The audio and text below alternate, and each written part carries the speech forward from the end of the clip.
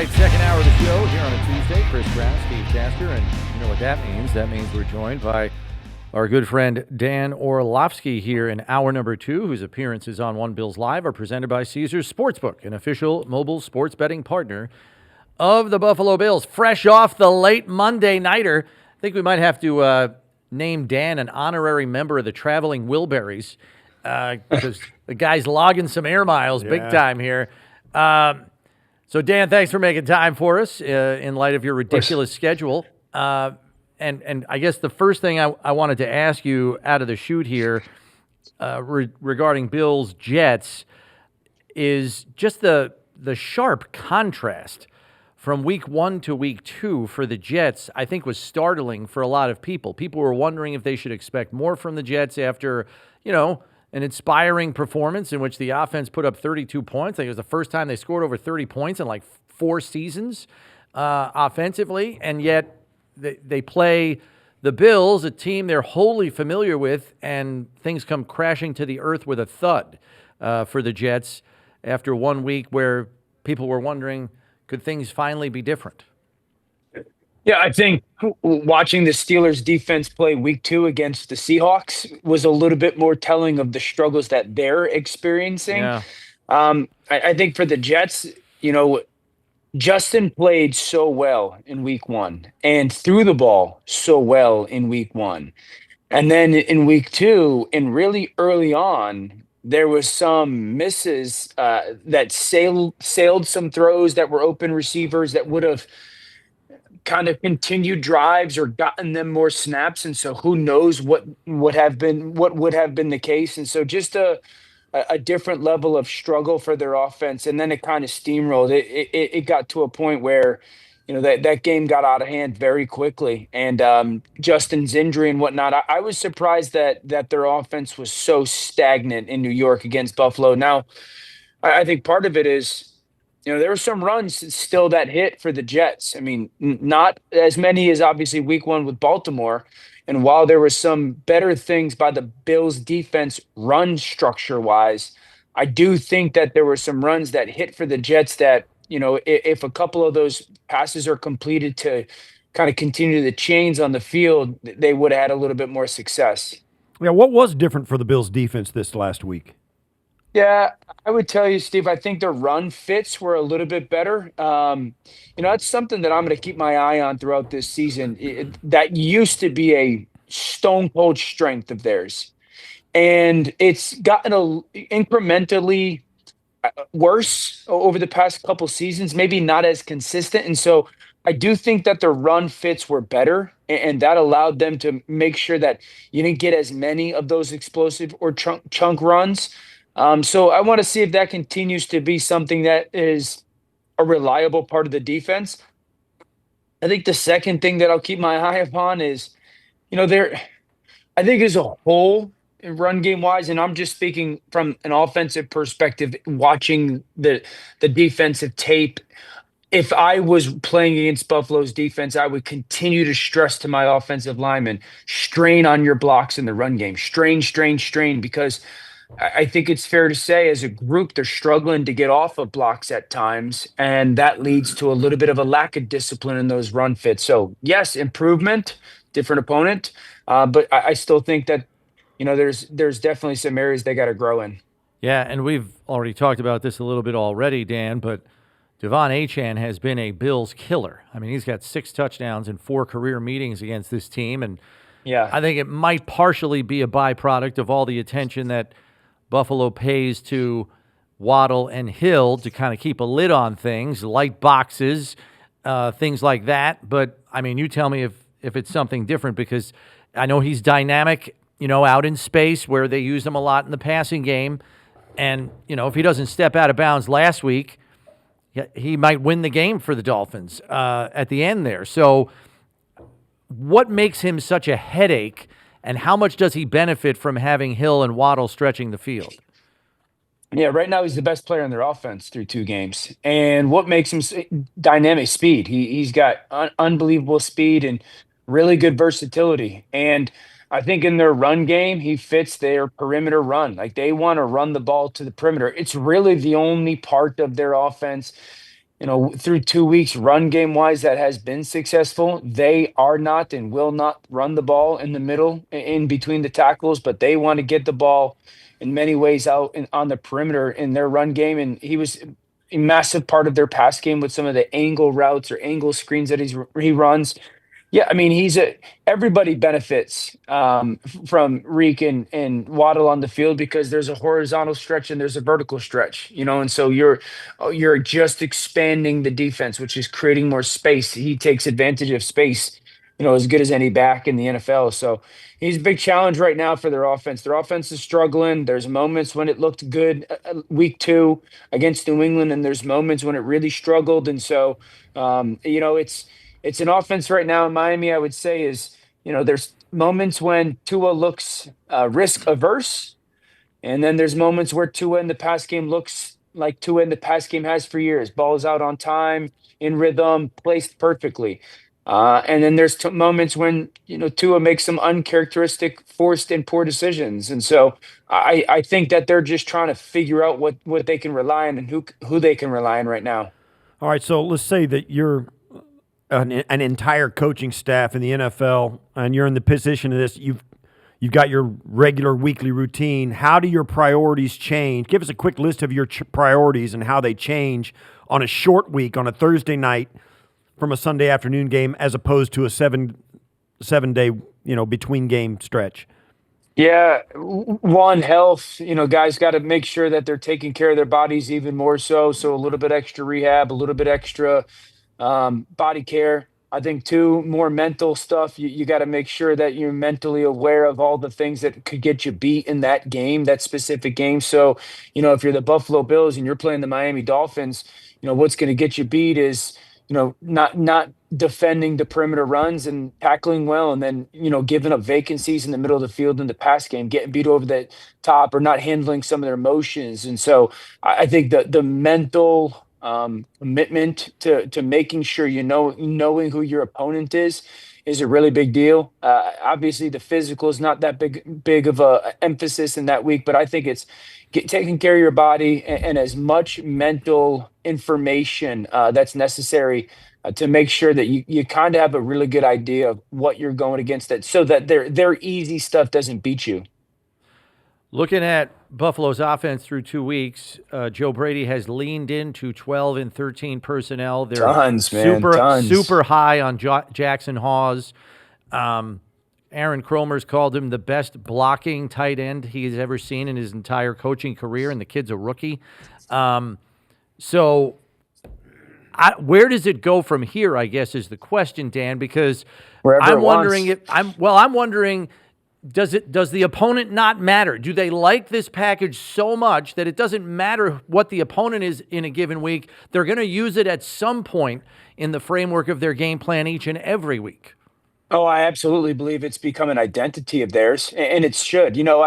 I sent out a tweet the other day, and I said, through 2 weeks, the commonalities of the offenses that are playing well in the NFL stand out, and the commonalities of the offenses that are struggling in the NFL stand out.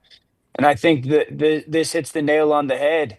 The commonality is there's a willingness to get bigger bodies on the field. The commonality is you're willing to put the quarterback under center and run the football and try to control the line of scrimmage and control the pace of the game. It's very old school football wise. And so, there's I think the great thing with Buffalo is, that when they put those tight ends on the field, there's like a 70%. This is kind of what they're going to do and or be. And then there's that 30% that makes them not overly predictable. They'll put them all on the field and they'll run weak zone. They'll put them all on the field and they'll run duo. They'll put them all on the field and they'll throw the ball and drop back. They'll put them all on the field and they'll get into a 4-by-1. They'll put them all on the field and run, an under center play action. And so I think that's the secret sauce. I do, is whether they're playing the Baltimore Ravens or the Kansas City Chiefs or the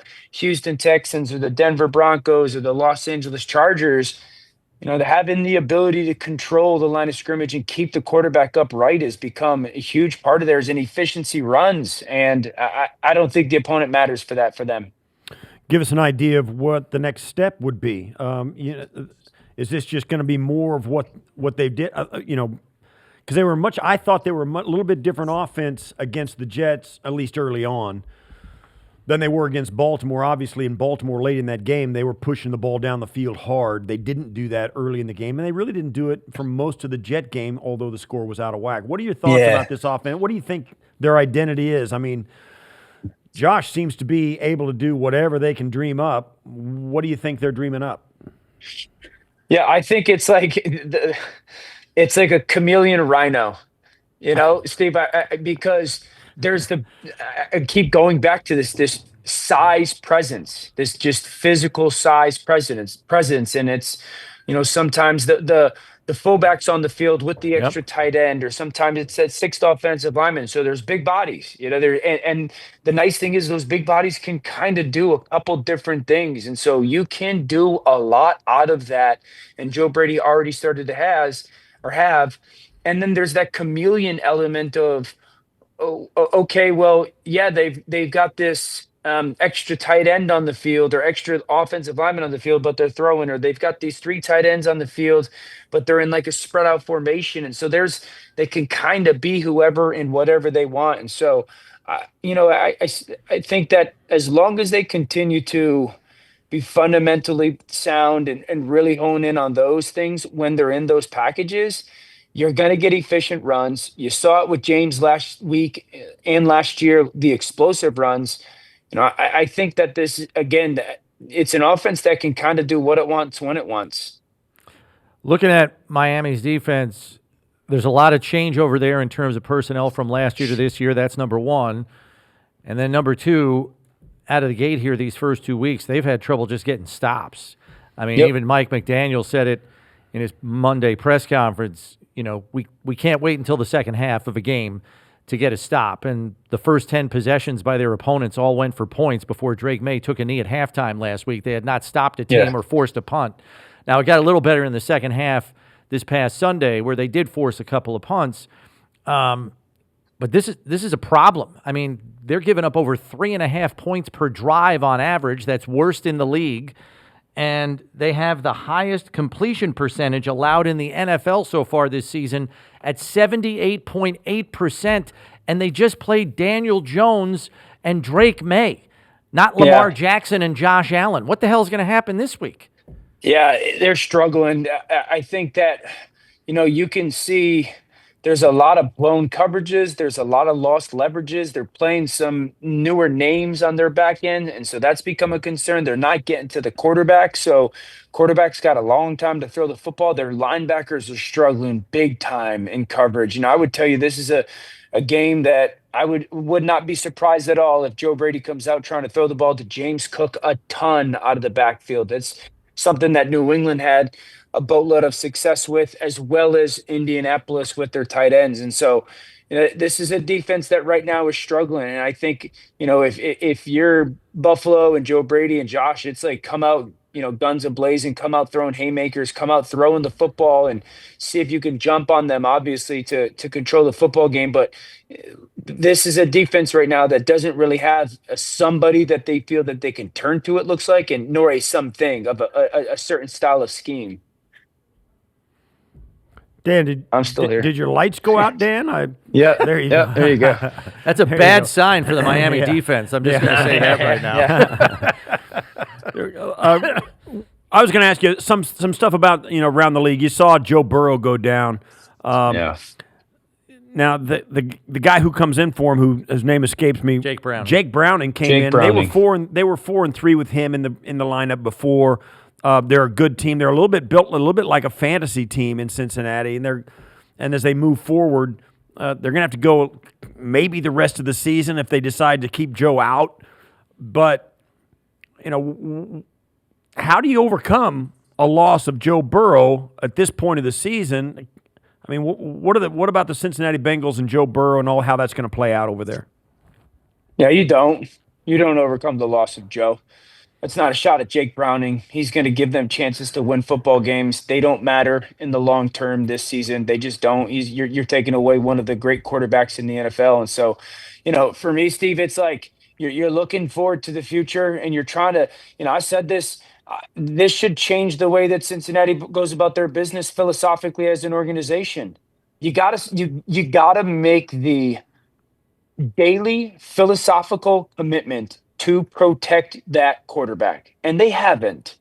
They haven't. And listen, I'm not sitting here saying a told you so type of thing, but this is so reminiscent of Andrew Luck's career, where just the hits just add up and add up and add up and add up. And so, I love Joe. I'm a huge fan of his, game, and the NFL is better when he's there. You don't replace him. And I just think this has got to be like the final draw the line in the sand vantage point for their organization of when he comes back, and hopefully he's back to his normal self when he does.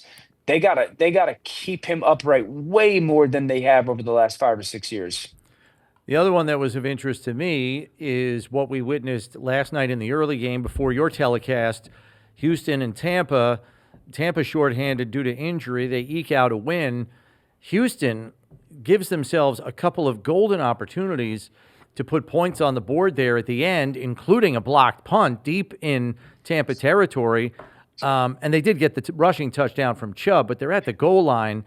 And I know Caley, the new offensive coordinator, has come under fire because after 2 weeks, the Houston Texans are last in the league in points per game at 14 per outing.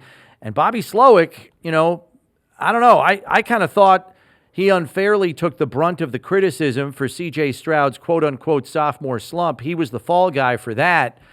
And looking at this offense the first 2 weeks, I'm just like, wow, he might not have been the problem.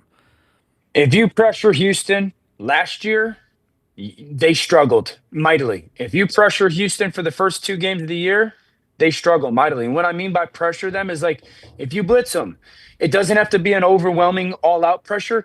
And Chris, there's so many, and it's frustrating. It drives me nuts because it was the same stuff last year, and I'm watching it and I'm going, it's the same thing, different coordinator. I thought this was supposed to get fixed.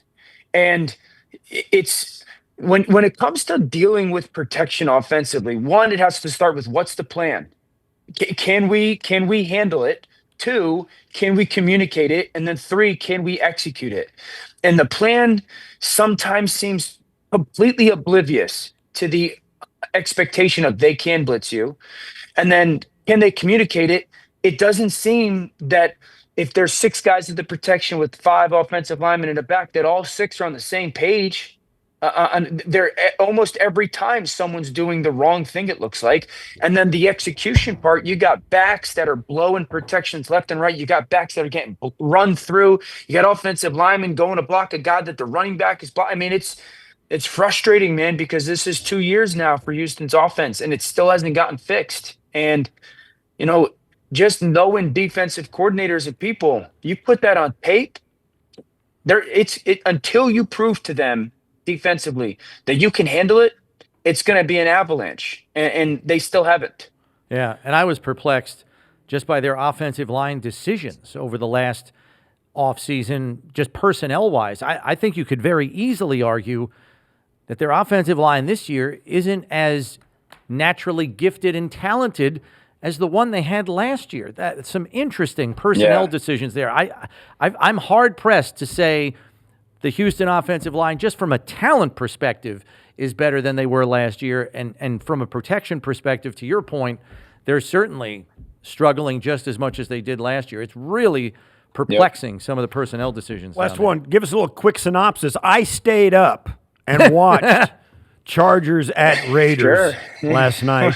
You guys did great. That was a very nice broadcast. Appreciated it and enjoyed you guys. Thank you. Give us your thoughts on the Chargers. Now, the Chargers seem to be one of those steady Eddie, let's not beat ourselves. Grind it out, run it, and let the other team give it to us. And the Raiders were happy to oblige.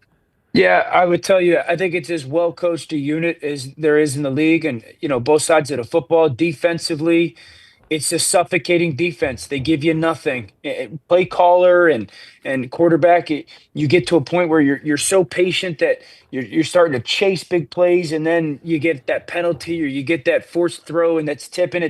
They play this zone defense, and Steve, you know this. Like, there's really kind of 2 different kinds of zone defenses. One where guys just run to a spot, a zone, and have eyes on the quarterback and kind of read off of that. The Chargers isn't that. They are more playing concepts rather than playing a coverage, even though it's a zone. And so they suffocate your throws, and there's just no one open down the field. And so it's just very difficult to consistently have success against them.